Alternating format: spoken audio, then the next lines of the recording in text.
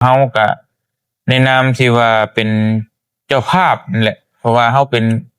คนลาวเพิ่นเป็นคนไทยและเพิ่นมาหาเฮานะเพิ่นมาเยี่ยมมายามถามข่าวหาเฮาน่ะก็ซ้ำว่าเฮาเป็นเจ้าภาพต้อนรับเพิ่นเฮาสิปะให้เพิ่นไปลอยแพเลยเพิ่นบ่ฮู้หยังมันก็สิบ่งามปานใดพี่น้อยกับบ่เตียงก็มีความตั้งใจว่าสิลงไปลาวใต้อยู่แล้วบ้านน้องมีพร้อมแล้วก็พาน้องมีไปเฮ็ดพาสปอร์ตไปต่อบ่แม่นไปเฮ็ดดอกต่อพาสปอร์ตใหม่เนาะพี่น้องมันเบิดอายุแล้วแต่ช่วงนี้ก็ช่วงกาแฟสุกบ่โดยเริ่มสุกแน่แหละรถยังมันเดิงหน้าเดิงดังขึ้นมาแท้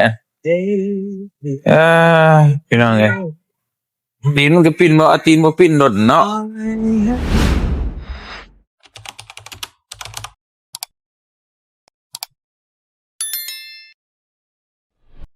เอ้ยป้าใส่เกือบโอ้โดดเลยบิวโดดเลยบิวเฮ้ยโอเคอ่ะอย่าเรียกนะไปอ่ะกันใส่ไปใช้ฮะไปหยอดพุ่นก่อนลูกไปจีลินพุ่นก่อนจีปิดไปสบายดีป้าลุงก่อนมาสบายดีป้าลุงก่อนสบายดีเด้อพี่น้องเด้อทักทายสบายดีป้าลุงพาลูกสาวมาลินมานี่ไปเดี๋ยวพ่อเอานี่ฟูไปนะเดี๋ยวสิปิดก่อนเดี๋ยวสิปิดก่อนไปพาลูกสาวมากรุงเทพอีกแล้วมันนี่พี่น้องฮะมาพี่ก่อนลงมาเอาพี่ก่อนมาไว้พี่เต้นนี่มาลินพี่ก่อนนี่โธ่พี่น้อง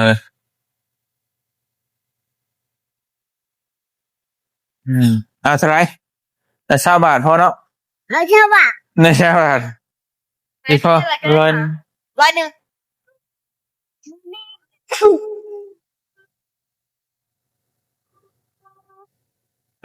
ป้ายไปนี่ไปเลยขี่ตัวไรบาทนี่ขี่ตัวไรฮะขี่ตัวไรลูก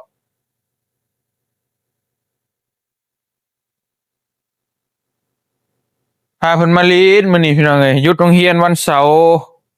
เนาะบ่ขี่นี่บ่บิวฮะไผ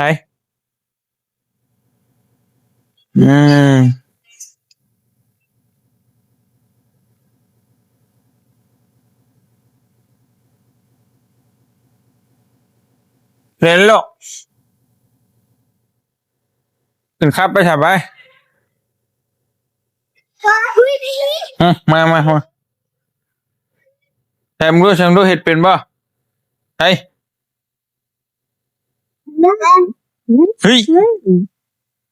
นั่นพอแล้วได้เลยลูกได้เลยครับด้วยรถยังมาเดิงหน้าเดิงดังขึ้นมาแท้พี่น้องเอ้ยตีนมันก็ปิ้นบ่เอาตีนบ่ปิ้นรถเนาะนี่แหละความสุขของเพิ่นพี่น้องเอ้ยเพิ่นจึงมาลิ้นเนาะ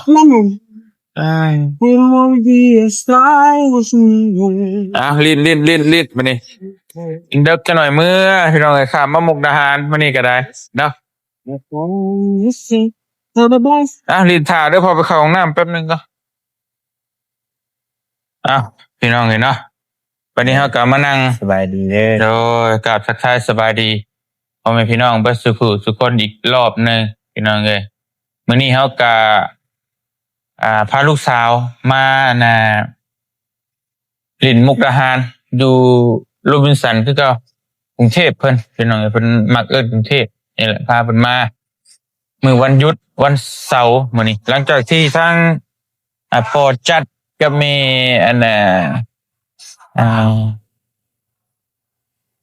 เมเกียก็เกชานี่พี่น้องเนาะเพิ่นเมื่อลิ้นเมื่อเยี่ยมเมื่อยามหาบ่เตียงฮอดหม่องฮอดบอนฮอดบ้านเลยพี่น้องเนาะวันนี้เพิ่นว่ามื้ออื่นเนี่ยเพิ่นก็อยากให้บ่เตียงนี่พี่น้องเอ้ย เอ่อพาไปวัดพี่น้องไงไปวัดแล้วก็เพิ่นว่าอยากลงไปปากเซลงไปปากเซลงไปเที่ยวน้ำตกทางบ้านน้องเมฆนั่นแหละเพิ่นก็บ่ได้ให้เบาเตียงพาไปดอกพี่น้องแต่ว่าเฮาก็ในนามที่ว่าเป็นเจ้าภาพนั่นแหละเพราะว่าเฮาเป็นคนลาวเพิ่นเป็นคนไทยและเพิ่นมาหาเฮานะเพิ่นมาเยี่ยมมายามถามข่าวหาเฮาน่ะก็ซ้ำว่าเฮาเป็นเจ้าภาพต้อนรับเพิ่นเฮาสิปะให้เพิ่นไปลอยแพเลยเพิ่นบ่ฮู้หยังมันก็สิบ่งามปานใดพี่น้องกับบ่เตียงก็มีความตั้งใจว่าสิลงไปลาวใต้อยู่แล้วอ่าบ่เตียงได้คิดไว้อยู่แล้วอย่างที่ได้เว้าเกริ่นไปที่ในคลิปก่อนหั่นเนาะก็เลยมาคิดว่าก็พอดีเลยจะพาเพิ่นไปดินจักมื้อจักใดหลังจากนั้นก็สิส่งแม่เพิ่นก็พ่อเพิ่นเข้าไปทางช่องเมกอุบลพี่น้องเอ้ยแล้วก็ให้เพิ่นกลับเฮาก็สิไปเวียกไปงานต่อก็เยี่ยมยามทำข่าวทั้งลาวใต้คือเก่าเฮาแหละพี่น้องก็ฮู้กันดีเนาะว่าลาวใต้มีไผแน่จังใดแน่พี่น้องเนาะก็สิเมื่อเยี่ยมยามทำข่าวบ้านน้องเมฆพร้อมแล้วก็พาน้องเมฆไปเฮ็ดพาสปอร์ตไปต่อบ่แม่นไปเฮ็ดดอกต่อพาสปอร์ตใหม่เนาะพี่น้องมันเบิดอายุแล้วแต่ช่วงนี้ก็ช่วงกาแฟสุกบ่ โดยเริ่มสุกแน่แล้ว โอ้พี่น้องเลยเนาะ เพิ่นเริ่มเล่มไปนำเก็บนั่นก็มีบ่ โดย เลยพี่น้องเนาะแต่สิพาพี่พาน้องไปอ่าเบิ่งกาแฟแบบสุกๆเลยพี่น้องเลย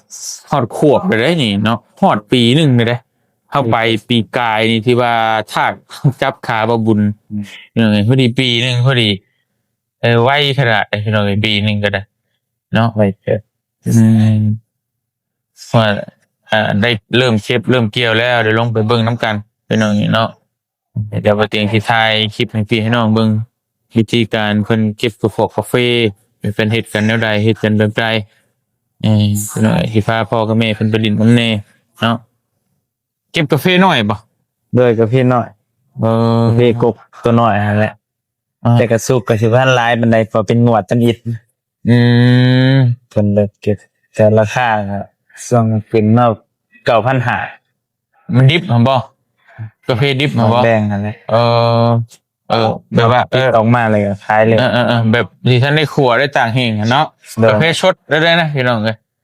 9,500อ๋อนักตื่นเป็นเนาะประมาณ10 กว่าบาทเป็นเงินไทยกับเพลง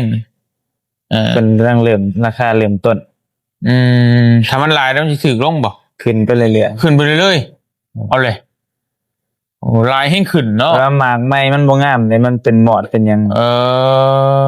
บางทีมันแตกมันหยังนั่นแหละถ้าว่ามันเดือนถัดไปแล้วงวดต่อไปแล้วมันสิงามมันสิมีหมอดมีแมงนะมันสุกเต็มที่เลยราคามันก็สิสูงขึ้นอีก สูงขึ้นเท่าไหร่เพดานสูงสุด ที่ด้านที่ใกล้นี่มัน16อ๋อ สูงสุด ประมาณชาวกว่าบาท แล้วปีนี้เพิ่นก็ขาดการเพราะว่าจุโลซาวมันบ่เอาเริ่มต้นก็สูงอยู่ พอมันดิบนะมันก็นักเติบได้พี่น้องเนาะแบบชำนี่น่ะก็ได้โลนะ ประมาณนั้น มัน ได้โลน มันดิบนะมันชุกนั่นแหละแต่ว่ามันเปียกนะมันเปียกมันท่านได้ตากแห้งพี่น้องเพราะว่ามันมีหลายแบบนะแบบว่าเอาไปตากแห้งไปคั่วแล้วก็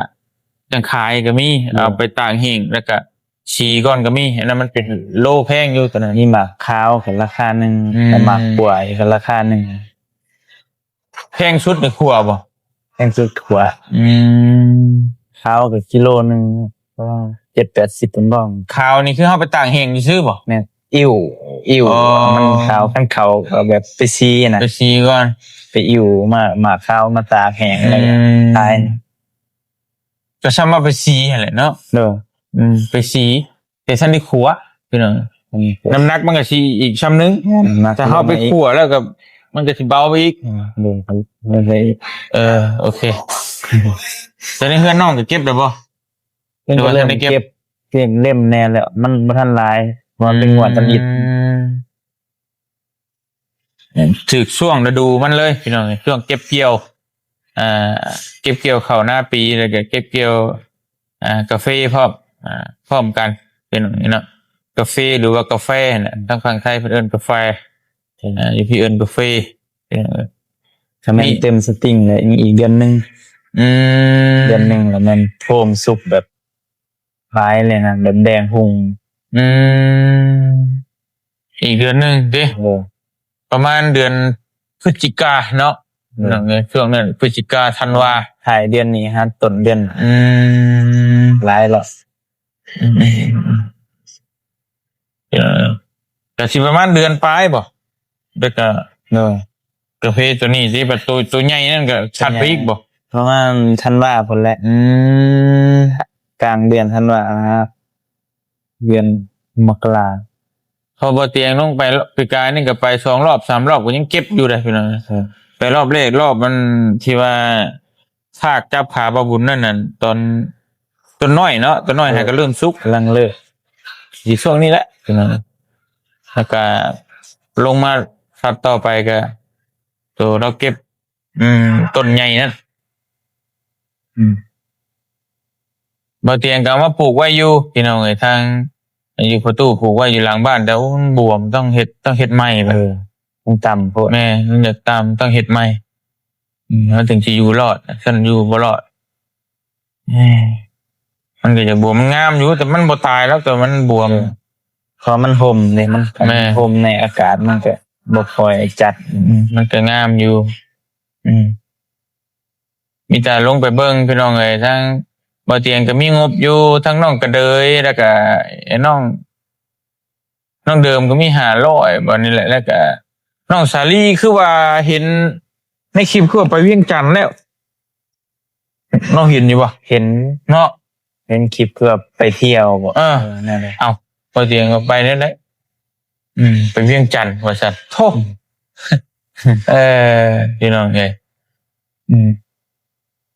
แต่ลงไปเบิ่งเนาะว่าไปจังไดมาจังไดแต่ท่านได้ถามบ่นุ่งเพราะว่าทั้งบ่เตียงก็ยากน้ำเมก็บ่รอไป3 อาทิตย์เลย20 กว่ามื้อเกือบเดือนเลยเล่นไส้เล่นเนื้อเล่นพุ่นเล่นพี่อยู่พี่น้องเดี๋ยวนี้ถามบ่แล้วว่าไข้บ่ก็ไข้ขึ้นจักหน่อยก็บ่น้อยหลายเติบอยู่พี่น้องเนาะเราย่างไปนั่นนี่ได้ก็บ่ค่อยเมื่อยปานใดแล้วก็กินข้าวกินน้ำก็ได้แล้วก็บ่เตียงคุยกับบอลลี่จะให้บอลลี่อยู่แถวใกล้นี่นะแถวน้ำบ้านนี้ไปถ่ายคลิปน้ำมือใกล้นี่บ่เตียงสิไปและบ่เตียงกลับมาก็ให้บอลลี่ไปเปลี่ยนบัดนี้เปลี่ยนกันอยู่เปลี่ยนกันไปนะเพราะว่าเฮาก็มีเวียกมีงานเฮาก็ต้องไปก่อนเราคล้ายๆแน่นะถ้าว่ามันมีหยังอันนี้ก็ให้บอลลี่นั่นแหละเบิ่งแล้วก็พาไปหาหมอบ่เตียงกับสิกลับมาบ่ยากดอกพี่น้องประมาณ3 ชั่วโมงขับรถ3 ชั่วโมงปลายก็ฮอดหรือว่าไปเซโปนนี่ก็2 ชั่วโมงปลายเท่านั้นฮอดแหละพี่น้องนี่เนาะบ่เตียงก็สิให้ทั้งตาลูกทุกพ่อแหละมาอยู่มาเบิ่งเป็นหมู่เฮ็ดพวกเฮ็ดกินอีหยังให้เราที่เรารักก็จะพาทั้งพ่อกับแม่เพิ่นนั่นแหละไปเที่ยวไปลิ้นแน่เพราะว่าเพิ่นก็มาเยี่ยมมายามเฮาก็บ่อยากให้เสียเปล่าเลยไปได้เห็นจักหม่องจักบ่อนก็ยังดีพี่น้องเนาะบ่เตียงก็บ่เคยพาผู้ใดไปง่ายๆดอกจำได้ก็บ่กี่คนเองที่พาไปลิ้นไปเที่ยวพี่น้องวันนี้ก็เลยว่าเพิ่นตั้งใจมาหาเฮานะเพราะว่าเพิ่นก็เป็น FC เฮามาตั้งแต่โดนหลายปีเลยลงทุนให้คนขับรถพามาพี่น้องพามาหาบ่เตียงฮอดเฮือนตั้งแต่กรุงเทพเนาะมันบ่แม่นง่ายๆเด้ระยะทางมัน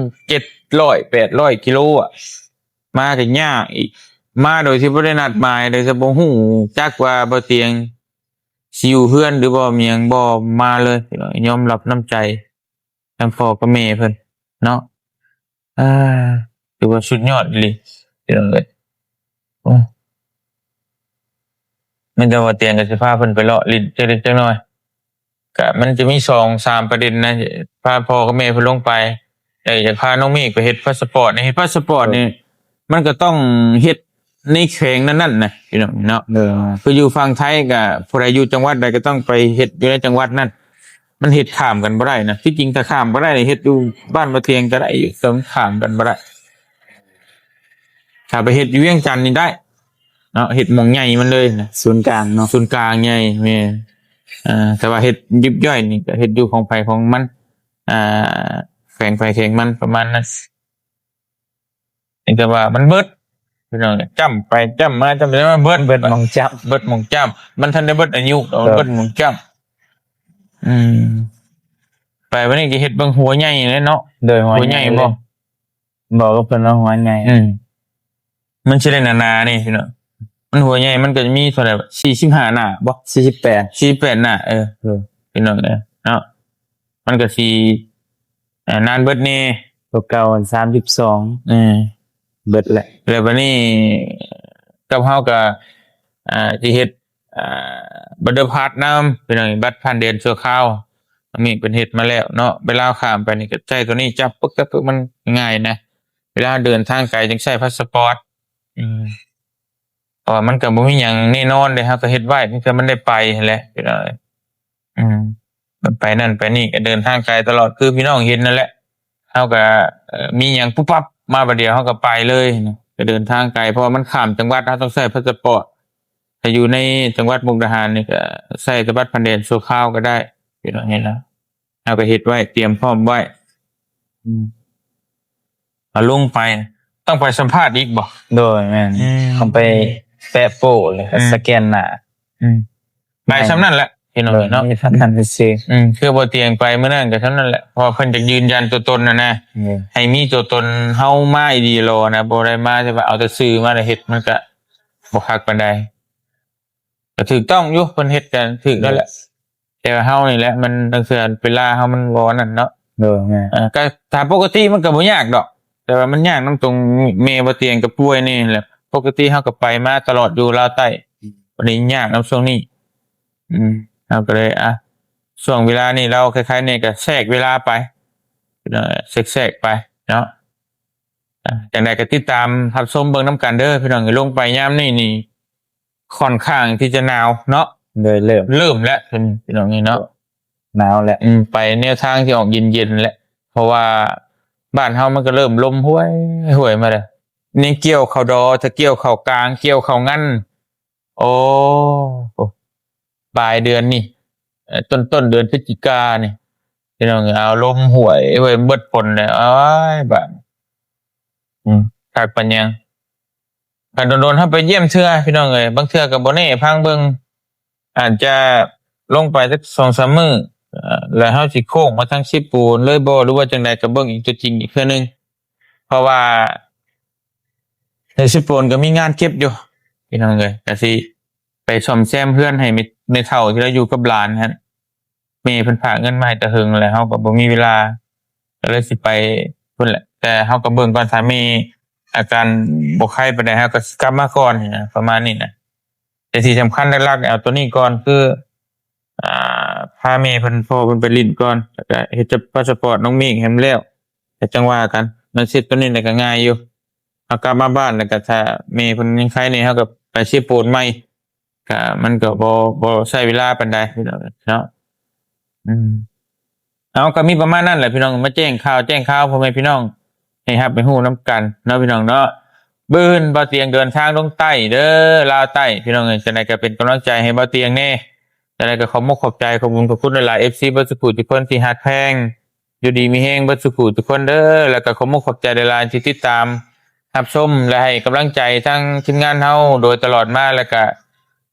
บ่เคยปะเคยทิ่มเพราะว่าสิไปทางใดเดินทางไปทางใดก็